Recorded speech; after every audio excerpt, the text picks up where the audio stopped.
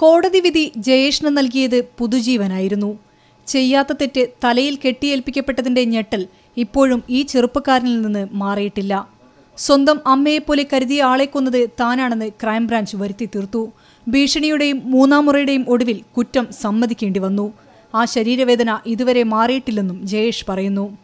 ഇങ്ങനെ പറഞ്ഞാൽ മതി, അല്ലെങ്കിൽ എനിക്കറിയാലോ എന്നെ ഇനി അടുത്തതിൽ കെട്ടി തൂക്കും, പിന്നെ എനിക്കൊരു ജീവിതം ഉണ്ടാവില്ല എന്നൊക്കെ പറഞ്ഞു. ഇപ്പോഴും ഞാൻ ഈ വേദന സഹിക്കുക. കാലൊക്കെ ഇങ്ങനെ വിടർത്തിയിട്ടൊക്കെയാണ് പറയിപ്പിക്കേണ്ടത് ചെയ്യാത്ത കുറ്റം. സുന്ദരിയമ്മ വധക്കേസ് പുനരന്വേഷിക്കണമെന്നാണ് കോടതിയുടെ നിർദ്ദേശം.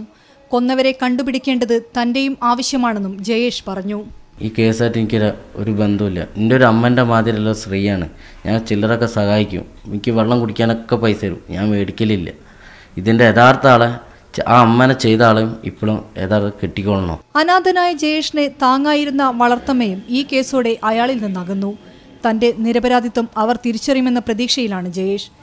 പോലീസിന്റെ ക്രൂരതയ്ക്ക് മുന്നിൽ ഇല്ലാതായത് അനാഥനായ ഒരു ചെറുപ്പക്കാരന്റെ ജീവിതമാണ്.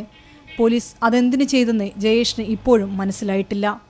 ജയേഷിനെ പോലെ നിരവധി ചെറുപ്പക്കാരാണ് കള്ളക്കേസുകളിൽ കുടുങ്ങി സംസ്ഥാനത്തെ വിവിധ ജയിലുകളിൽ കഴിയുന്നത്. പോലീസിന്റെ നിഷ്പക്ഷതയാണ് ഇവിടെ ചോദ്യം ചെയ്യപ്പെടുന്നത്. ക്യാമറ പേഴ്സൺ അനീഷ് കാഞ്ഞങ്ങാടിനൊപ്പം ഷിത ജഗത്, മീഡിയ 1, കോഴിക്കോട്.